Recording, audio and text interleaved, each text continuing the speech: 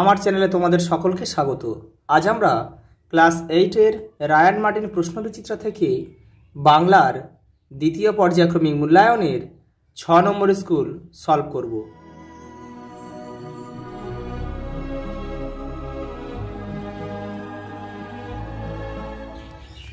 প্রথম প্রশ্ন দেখো, কৃষক আসিয়া কাঁদিয়া পড়িল।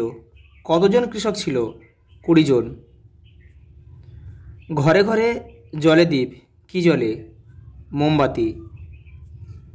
বকুদের বাড়িতে ছেনুমাসিরা কোথা থেকে এসেছিল? উত্তরপাড়া থেকে। স্বপ্নে কি স্বপ্ন যে বাঁধিয়াছে ঘর? কোথায় ঘর বেঁধেছে? হৃদয়ে। নাটোরে সাজানো বাড়ি দেখে লেখকের কি মনে হয়েছিল?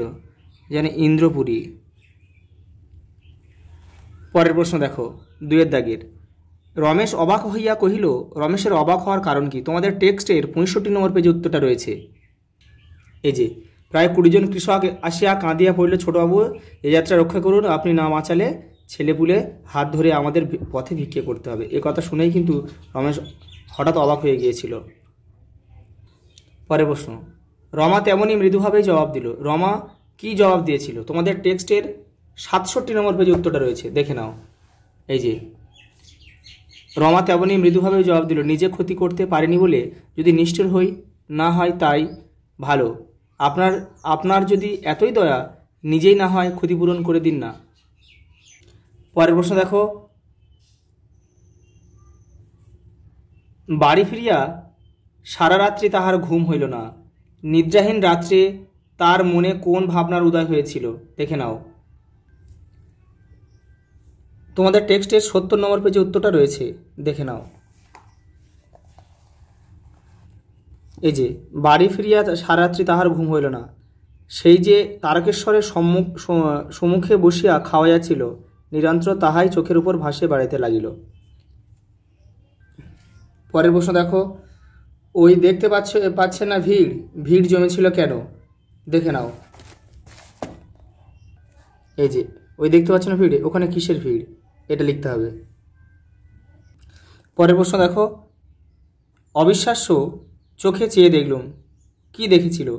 কবি যাওয়ার সময় যে গাছটা পত্রহীন রুক্ষ সূক্ষ্ম দেখেছিল, ফেরার সময় সেই গাছটায় কচি পাতা ভরে গিয়েছে দেখে, মানে ওই কচি পাতা ভরে গিয়েছে এটাই কবি দেখেছিল।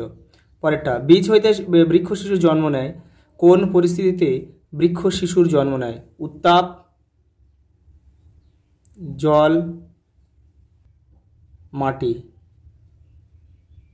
পরেরটা, সব পথে ঘুরেছি বৃথায় রে। কে কোথায় কোথায় ঘুরেছে? তোমাদের টেক্সটের 88 নম্বর পেজে উত্তরটা রয়েছে। এই যে, সব জল, সব তীর, পাহাড়ের গম্ভীর, বন্দর, নগরের ঘন ভিড়, অরণ্য, প্রান্তর শূন্য, তেপান্তর, সব পথ ঘুরেছি বৃথায় রে। দেখে নাও। পরের প্রশ্ন দেখে নাও, ডুকরে কেঁদে উঠে বলে, কি বলেছিল? তোমাদের টেক্সটের 99 পেজে দেখো। এই যে, ডুকরে কেঁদে উঠে বলল, নিজেই তো দুপুরবেলা 100 বার করে বললে সবসময় সত্যি কথা বলবি, কারো কাছে কিছু লুকোবি না, এখন আবার নিজেই মারছো। কি করে বুঝবো আসলে কি করতে হবে? পরের প্রশ্ন, কেউ তাহা জানে না কো।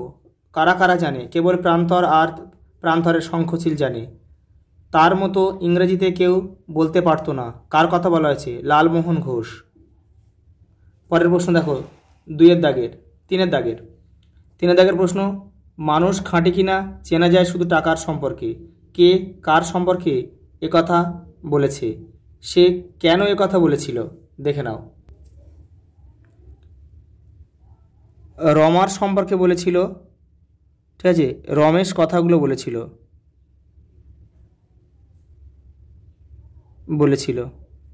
কেন বলেছিল সেটা দেখে নাও। এই যে, কেন বলেছিল সেটা এখান থেকে এই পর্যন্ত লিখতে হবে। পরের প্রশ্ন, কি করে বুঝবো আসলে কি করতে হবে, আসলে কি করা উচিত বলে তোমার মনে হয়? দেখে নাও। এই যে, এইটা লিখতে হবে যে আমার মতামত, এখান থেকে এইটা তোমাদের লিখতে হবে। দাঁড়াও কবিতায় কবির বক্তব্য উদ্ধৃতি সহ লেখো। দেখে নাও। এই যে, এটা লিখতে হবে। পরের প্রশ্ন, হাওয়ার গান কবিতায় হাওয়ার গানের মধ্যে দিয়ে যে সামাজিক সত্য ফুটে উঠেছে তা উদ্ধৃত সহ লেখো। দেখে নাও,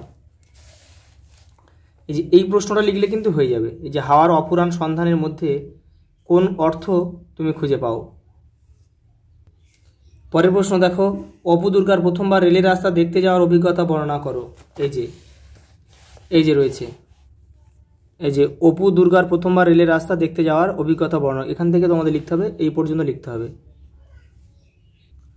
পরের প্রশ্ন দেখো, চড়ুইভাতি করবি অপু, বক্তা কে? দুর্গা। অপু দুর্গার চড়ুইভাতির বর্ণনা দাও। দেখে নাও, এই যে এখান থেকে পড়ে তোমরা ছোট করে লিখবে নিজের মতো করে। পরের প্রশ্ন দেখো, বাক্য পরিবর্তন করো। 4 দাগের, বেনির মুখ গম্ভীর হইল, নঙর্থক বাক্যে অর্থাৎ না সূচক বাক্যে এটাকে তোমাকে রূপান্তরিত করতে হবে। বেনির মুখে আর হাসি রহিল না। পরেরটা দেখো, আমরা ছোকরার দল, আমাদের তেমন কোনো কাজকর্ম ছিল না। সদর্থক বাক্যে অর্থাৎ হ্যাঁবাচক বাক্যে পরিণত করতে হবে। আমরা ছোকরার দল, আমাদের অল্প কাজ ছিল। মৃত্যুর পরে তো আমার কোনো স্বাধীনতার প্রয়োজন হবে না। সদর্থক বাক্যে অর্থাৎ হ্যাঁবাচক বাক্যে নিয়ে যেতে হবে। মৃত্যুর পর আমার স্বাধীনতা অপ্রয়োজনীয়। তার হয়েছে বড় জ্বালা, বিস্ময়বোধক বাক্যে তোমাকে নিয়ে যেতে হবে। কি সাংঘাতিক জ্বালা তার, এটা বিস্ময়সূচক চিহ্ন দিতে হবে। মা বলল, আমরা কি অত জানতুম বাছা, নির্দেশক বাক্যে নিয়ে যেতে হবে। মা বলল, আমরা অত কিছু জানতুম না বাছা। বকশিসের কথায় কাশীনাথ হেসে ফেলল, নঅর্থক বাক্যে অর্থাৎ নাবাচক বাক্যে নিয়ে যেতে হবে। বকশিসের কথায় কাশীনাথ না হেসে পারল না। পরেরটা দেখো,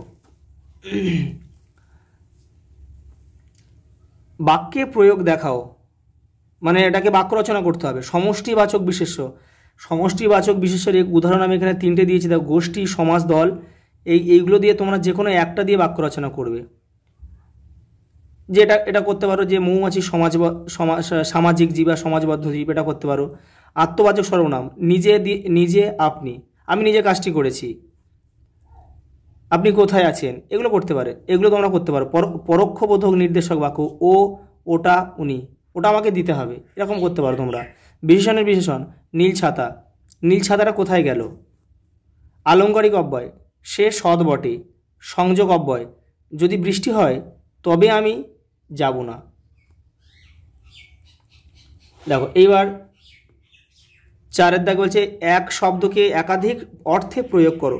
হাত শব্দটি একাধিক অর্থে ব্যবহার করে 3টি বাক্য লেখো। তোমাদের ভাষা বইয়ের 63 নম্বর পেজে কিন্তু উত্তরটা রয়েছে, দেখে নাও।